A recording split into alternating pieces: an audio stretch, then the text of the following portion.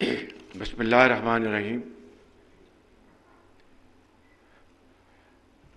Honorable Dr. Musaddiq Malik, Minister of State, Petroleum, Honorable Chief Army Staff, General Asim Munir,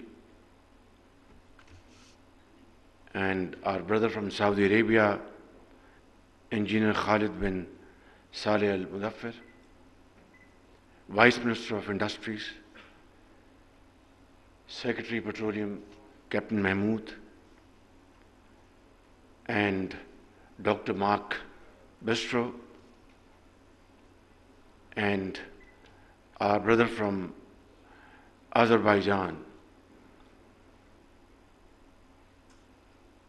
Kamal Abbas, Deputy Minister, Excellencies, Honorable Federal Ministers, Chief Ministers, and very eminent investors, not only from Pakistan, but from our friendly countries and brotherly countries, eminent journalists, young entrepreneurs, business houses, ladies and gentlemen, Assalamu alaikum, and a very good late morning. I think today is a great day for me and obviously for all of us.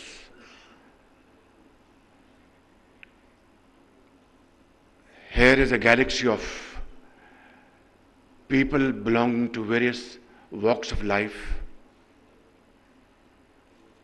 and you can tell from their faces that they have been deeply involved and absorbed throughout the proceedings of today. I will not go into repetition. A brilliant presentation was made by Dr. Musaddiq Malik, and a very wonderful speech by our brother from Saudi Arabia. Captain Mahmood made his points very well, and Mr. Mark Bistro spoke in a very frank manner and a very heartwarming and heart-touching speech from the Chief Army Staff. So I will just stick to a few points because there is hardly anything more I can add on to their brilliance and extremely well articulated points. As it has been said that this has been a journey of 75 years, it has been mentioned that we have with us deposits worth $6 trillion. $6 trillion. Imagine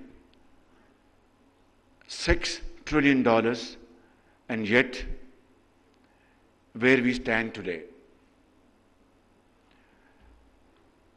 I will just make a few points to explain my point of view. For example, Pakistan Steel Mills was established back in 70s with Russian support, and its entire raw material was always imported.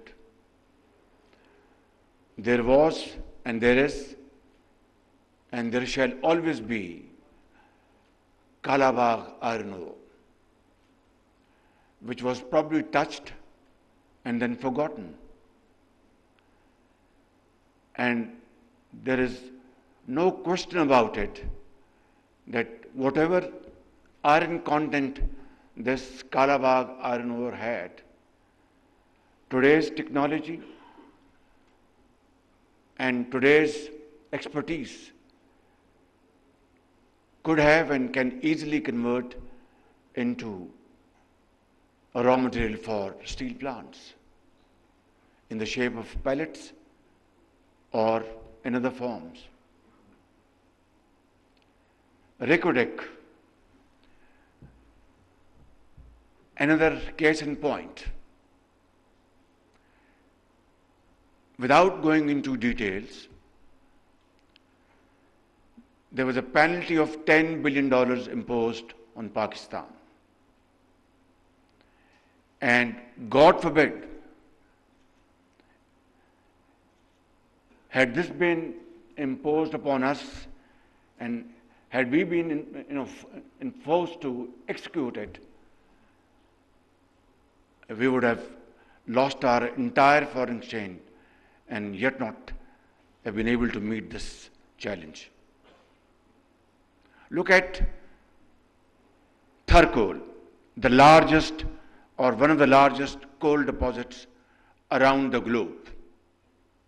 Alhamdulillah, today one can say with a sense of pride and achievement that this has been now converted into wealth for Pakistan. But where were we as a nation for the last 75 years? Were we beholden to certain cartels or not able to explore this huge wealth of Pakistan for the well-being of the people of Pakistan for certain pressures, political reasons, or what? Is a question to be looked into deeply. Look at Cheniot iron ore, another deposit which belongs to the poor people of Pakistan and was subjected to worst kind of pilferage and corruption and corrupt practices. I will not mention names here because that is not the intent and purpose of this meeting. Because today is the day to learn our lesson from the past and now move forward in unison.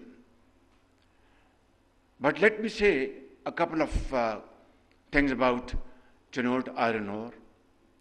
It was the project, the entire project was handed over on a platter to a Pakistani residing in overseas, relative to one of those very influential people at that point in time, had no credentials, had no business history, and there was no bidding. It was simply handed over to him. And then what happened was that there was government changed, the matter was taken, the contract was rescinded, the matter went to the court of law. It took years, and finally the court of law decided that this was nothing but loot and plunder of the resources of the poor people of Pakistan.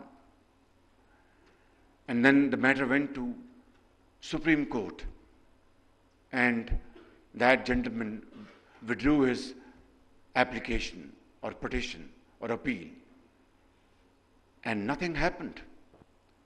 NAB was nabbing only those who were opposed to the government of the day, and not those who had looted and plundered the scarce wealth of the people of Pakistan.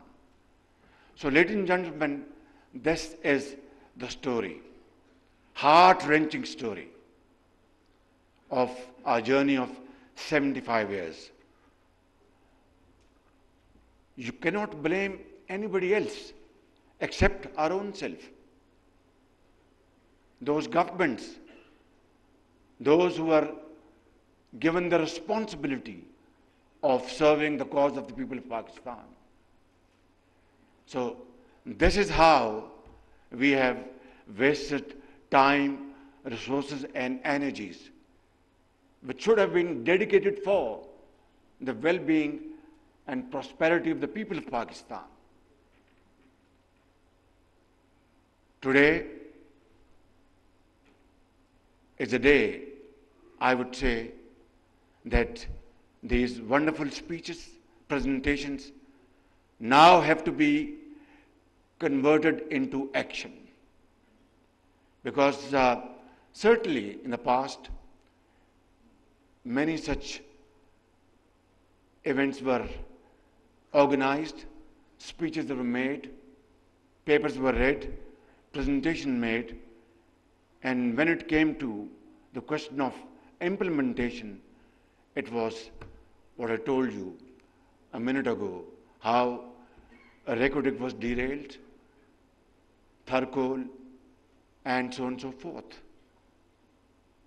And I think, ladies and gentlemen, believe me, and this I'm saying without any fear of contradiction, that if we decide today that what we have seen in this presentation, what has been spoken about, if this can be converted in letter and spirit, then I'm telling you, this nation will find its lost place by the grace of God in the next few years, through hard work and through untiring efforts. And that is why I want to come to the point now. But before that, I would like to thank my brother, Minister from Saudi Arabia, for his heartwarming comments about our friendship, our brotherhood, our fraternity, which is absolutely beyond any ray of doubt. Saudi Arabia and Pakistan are two brotherly countries and have always stood by each other through thick and thin and supported the cause of both the countries at every forum and at every moment. The most recent example is your support to Pakistan to achieve IMF program. You contributed $2 billion to meet the gap, which was so vital for Pakistan's survival. And my brother, on behalf of the people of Pakistan and my government, I'd like to thank you and convey my sincere gratitude to my brother, His Royal Highness Mohammed bin Salman, for his wonderful cooperation at this hour of need. Thank you very much.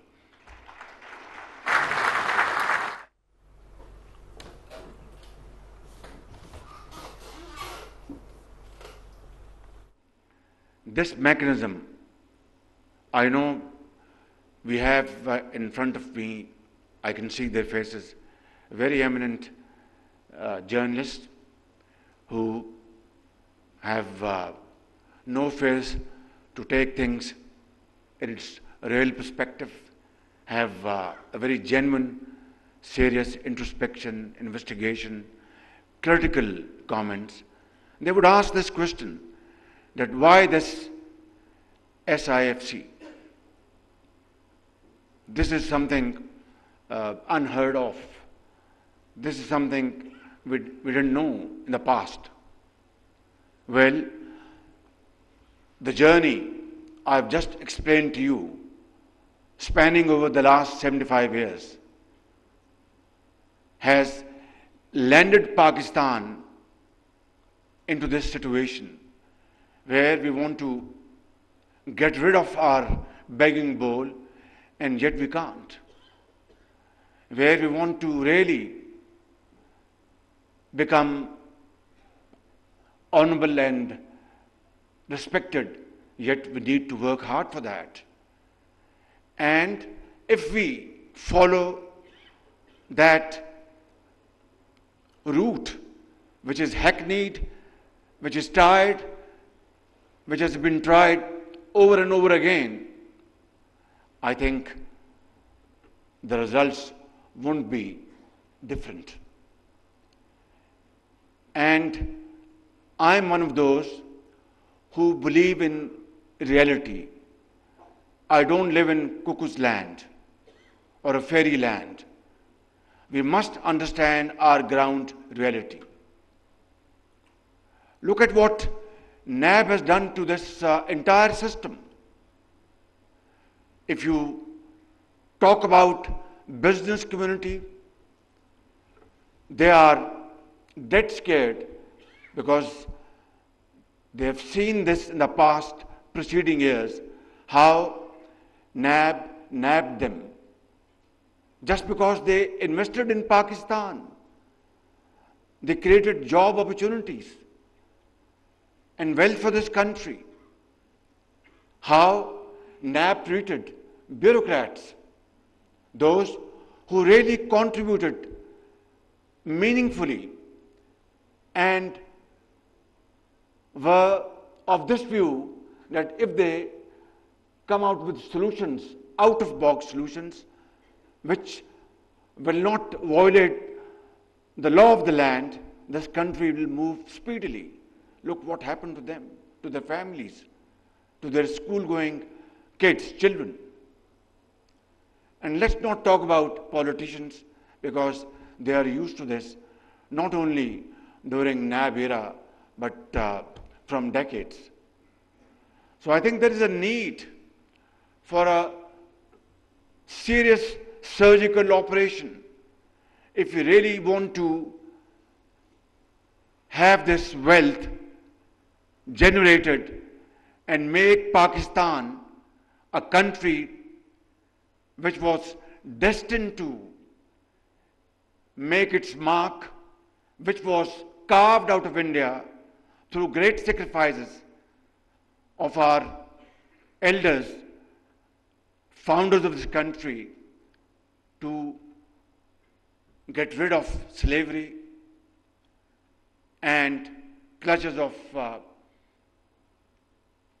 Indian hegemony and move forward and walk in the society as a nation respected by all and sundry through hard work, through sacrifice, through untiring efforts, and through valuable contribution, empowering our youth by providing them all available opportunities, creating wealth through innovative agriculture, information technology,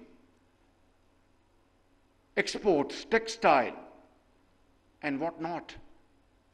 But all these beautiful dreams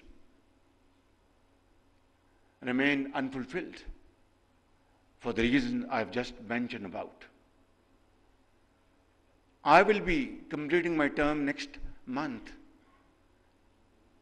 around middle of next month. Sorry, this month. Thank you very much. I was very busy for the last 48 hours. Our Chinese guests had come, so I was little confused. Thank you very much. But then we are entering into the second phase of CPAC, and that's a great achievement by the grace of God. We want to work with Americans. The American ambassadors sitting here.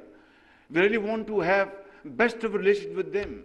We used to have in the past on the basis of mutual respect and trust and not trying to deceive each other and trying to use available opportunities for the good of both the countries and the people.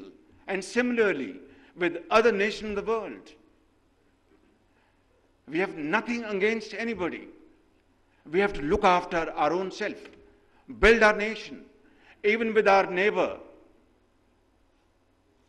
We are prepared to talk to them, provided that the neighbor is serious to talk serious matters on the table. Because war is no more an option. Pakistan, alhamdulillah, is a nuclear power, not as an aggressor, but for our defense purposes. And we had 3 wars fought in the last 75 years. And what happened? I'm being very honest with you. It generated more poverty, unemployment, and lack of resources to finance education, health, and well-being of the people. So is this the way that we have to adopt? Or to have war of economic competition? Because God forbid, if there's any nuclear flashpoint, who will live to tell what happened? So that is not an option. But it is equally important that our neighbor has to understand that we cannot become normal neighbors unless abnormalities are removed, unless our serious issues are understood and addressed to through peaceful and meaningful discussions. I'm sorry for this digression. Coming back to the point, today is the day, ladies and gentlemen, we have to make a vow and a serious commitment to our Creator that Pakistan एक बहुत बड़ी नेमत अल्लाह ताला ने हमें अता की और 75 साल हमने पाकिस्तान के साथ जुल्म किया है, पाकिस्तान के गरीब अवाम के साथ ज़्यादती की है, उनका हक उनको अदा नहीं किया। आज ये मौका है कि आज हम यहाँ पर पूरे पाकिस्तान की एलीट बैठी है, यहाँ पे पाकिस्तान के यहाँ पे सरमायाकार बैठे हैं, बड़े बड़े अजान बैठे हैं, सियासतदान बैठे हैं, फौजी बैठे हैं, डिप्लोमेट्स बैठे हैं और इस फील्ड से मुतल्लिका लोग वो मौजूद हैं। मैं जो बात कर रहा था कि इस माह हमने अपनी टर्म पूरी करके अपने घर जाना है और एक इंटरिम गवर्नमेंट आनी है, उसके बाद जब इलेक्शन होंगे तो एक नई हुकूमत आएगी। मैं आज अगर आपके सामने ये बातें जो कर रहा हूँ, ये कोई नई बातें नहीं कर रहा। मैंने माजी में भी हमेशा इन्हीं अल्फाज में, टूटे फूटे अल्फाज में अपनी दास्तान, अपनी जो मारूजात आपके सामने रखी। आज बदकिस्मती से माशरा तकसीम दर तकसीम हो चुका है। आज बदकिस्मती से माशरे में जहर घोल दिया गया है। उसकी वजूहात हम सबको इल्म है, उसमें मुझे इस वक्त नहीं जाना, लेकिन क्या यही वतीरा, यही तरीका है कि हम आज ये जो प्रेजेंटेशंस यहाँ पर पेश हुई हैं और ये जो यहाँ पर एक नक्शा आपके सामने बताया गया, क्या इस तकसीम और इस हाल में हम इसको इस पर अमल पैरा होंगे और इससे नताइज हासिल करेंगे? नहीं, जब तक कि यकजहती और एक इत्तेफाक, इत्तेहाद हम उसका फैसला न कर लें, मैं समझता हूँ कि हम अपनी काविशों में कामयाब नहीं हो सकते। और उसके लिए यही जो आज जो मॉडल बनाया गया है SIFC, इसमें पूरी हुकूमत और हुकूमतें शामिल हैं, सूबों की इदारे शामिल हैं, ताकि जहाँ से किसी को मदद चाहिए वहाँ से मदद हासिल करे और इन अजीम मंसूबों को अमली जामा पहनाए। और मैं समझता हूँ कि मैं बड़े अदब के साथ और इनकिसारी के साथ मैं अर्ज़ करूँगा कि अगर हमें मेहरान की वादियों में, पंजाब के मैदानों में KPK के पहाड़ों में और बलूचिस्तान के संगलाख पहाड़ों में अपने गरीब आवाम का अगर ज़रा भी दर्द है और ख्याल है, इस मुल्क के अंदर बसने वाले करोड़ों नौजवान बच्चों और बच्चियों को उनका मुस्तकबिल संवारने का अगर हम में जज्बा और दर्द है, और इस मुल्क में लाखों यतीमों और बेवाओं को उनका हक दिलवाने का अगर हम में जज्बा और दर्द है, तो फिर वो रास्ता तलाश करें जिससे कि इंशाअल्लाह हम अपनी मंजिल तक पहुंचेंगे। और वो रास्ता सिर्फ वही है, इत्तेहाद का, इत्तेफाक का और बराबर दिन रात मेहनत का। मैं इन अल्फाज के साथ अपनी बात ख़त्म करते हुए इकबाल के इस शेर से अपनी बात ख़त्म करूँगा। माफ़ कीजिए, मैं देख लूँ कोई पॉइंट को रह तो नहीं गया जी, एक पॉइंट रह गया। It's a story of dust to development.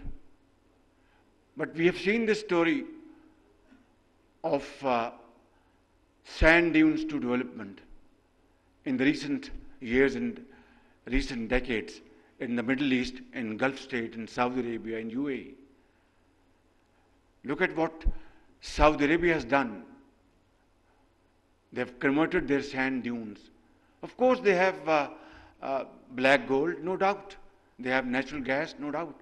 But we have these trillions of dollars of worth, natural resources, water, great brains sitting in front of us in all walks of life. There is nothing that we don't have, which our brothers have. Of course, in different shapes and colors. So, if sand dunes could be converted into great models of progress and prosperity by our brothers, sitting here and sitting there, in UAE, in Qatar, in Saudi Arabia, in Kuwait, why can't we convert our dust into gold? That is the point at issue. So, the answer lies in completely getting rid of red tape, bureaucratic hurdles, delays, lack of decision making. Our State Minister Musaddiq, he's a brilliant person. Believe me, I'm not trying to flatter him.